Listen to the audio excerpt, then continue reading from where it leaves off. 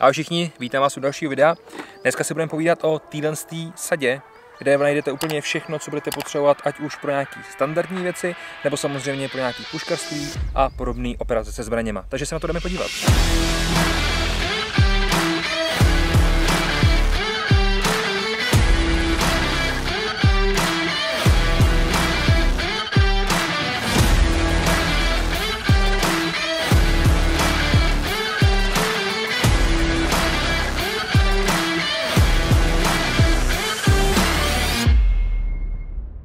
Sada Smart Drive 90 od společnosti Real Avid obsahuje opravdu téměř všechno, co byste kdy potřebovali. Máme tady celkem 90 částí různého vybavení, na který se teďka podíváme. Dříve než začneme, bych se rád ještě věnoval chvilku tomu pouzdru, respektive tomu obalu jako takovému. Je to dělaný velice pěkně, je to z hezkého polyméru, který je na přední straně průhledný, na zadní straně není. Nicméně je to opravdu velice pevný materiál a nemusíme se bát, že by to tady někde prasklo, protože opravdu je to udělaný velice precizně.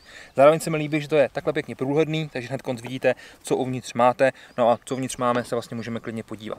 Nahoře a dole odjistíme vlastně dvě brzdy, díky kterým se můžeme podívat přímo dovnitř. Jak je vidět, toho nářadí je tady spousta, já vám sem dám nějaký detaily, abyste to přesně viděli. Máme tady celkem 90 částí, když si odečteme tyhle, což vlastně nejsou bity, tak tady máme 87 bitů, které jsou ale dělané trošku jinak, než na co jsme zvyklí. A dříve než se k ním dostaneme, bych se rád věnoval vlastně těm nástavcům, respektive těm částem, které jsou hlavní, z kterých to budete měnit.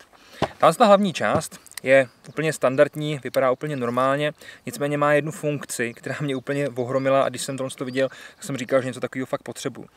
Za prvý, to ještě není to důležitý, ale za prvý, nahoře máme standardní otočnou hlavici, to znamená, že to můžete držet, tlačit a zároveň šroubovat, což je super.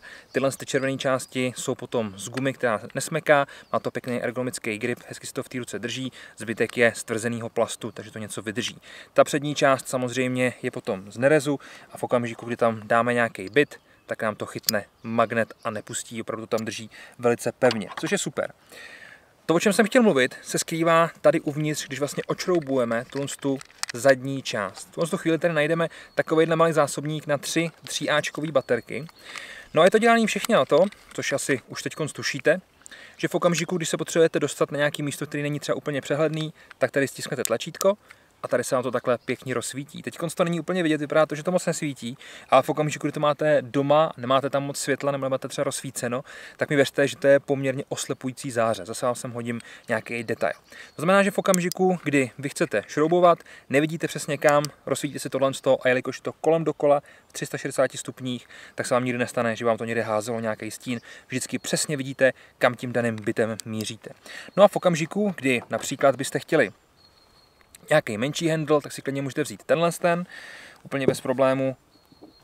Se tam zase vejde jakýkoliv bit, opět je to pěkně zajištěný tím magnetem. Tady na zadní straně je hlavice, do které můžeme klidně bouchnout kladivem. Nicméně tady máme takovýhle vybrání, takovýhle uložený pouzdro právě na tuhle část. K čemu to je super? Například potřebujete něco povolit, nemůžete to povolit, zatlačíte a tím si můžete pomoct. Vlastně ta páka je tam mnohem větší a myslím si, že tím povolíte snad úplně všechno. To znamená, to byly ty dva handly, které se nám tady střídají, které můžeme používat pro všechny tyhle bity. Jak jsem říkal, jich 87. Máme tady standardní plochý bity, máme tady křižáky, máme tady samozřejmě menší, větší, máme tady imbusy, máme tady torxy, máme toho tady spoustu. Kromě toho všeho tady máme i takovýhle malý udělátko, který můžete například upravovat optiku, podobné věci, je to takový ale malá drobnost. Máme tady celkem 3 možnosti. Jedna je půlkruhová, jedna je plochá, jedna je ta vykrojená. To znamená, že to je super, že to tady máme. No a ještě dříve, než se dostaneme k těm bitům, tak bych rád řekl jednu takovou malou věc, která se schovává vlastně tady. Je to takový odložný prostor, kam si můžete dát buď to třeba ten bit, anebo nějaký šroubky v okamžiku, kdy je vyndáváte, stejně tak i piny a podobné věci. A co je super, že tady pod tím je magnetická podložka. To znamená, že když to tam dáte, tak to tam drží, když to s tím budete hejbat, tak nám to z toho nevypadne. Zkrátka je to přesně to, co mi například u nějakých sad chybí, jelikož samozřejmě tady v tomto případě to sem položím a nemusím se o to starat. Vím, že to tam mám, často se mi stává, že třeba mi nějaký šroubek někde zapadne, ho pak musím hledat, což je samozřejmě nepříjemný. V okamžiku, kdy jsme si tady řekli nějaký ty základní věci, bych rád vytáhnul několik bitů, především těch plochých, aby jsme se na ně podívali. Za první se mi líbí, že tady máme opravdu velký byty. Nejsou to takový ty standardní, který bychom našli samozřejmě tady taky. Našli bychom je ve většině sad, ale jsou tady i opravdu velký byty. To znamená, když chci velký plochej, i ten byt je mnohem širší, mnohem bytelnější. Je to udělané opravdu na to, aby vám to vydrželo co nejdýl. Co je super, u většiny bytů máme standardní výbrus, takový ten plochej, jde to zkrátka konecky dolů. No a v tom případě, když máte třeba nějaký hlubší výřez u toho šroubu, se vám může stát, že ta hlavice nedosedne až dolů a potom to právě můžete třeba okousat.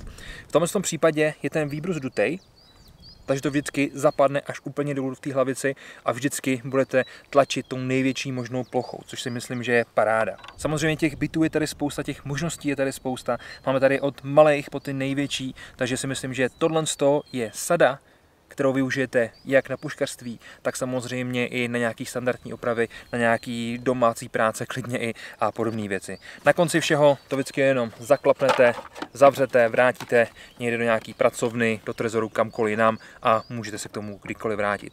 Slibuju se tady dlouhou životnost, slibuju se tady opravdu velkou komplexnost toho všeho, jakož to je tady spousta. Já vám děkuji moc za pozornost, kdyby se vám ta sada líbila, nezapomeňte se podívat dolů do popisku videa, nechám se vám dole odkaz a samozřejmě nás lajkněte, sdílejte a především odebírejte, jelikož to je to, na čem nám určitě záleží. Mějte se krásně, tohle byl kanál Top Army Shopu a sada 90 částí vybavení, který určitě budete potřebovat. Takže někdy příště, ahoj.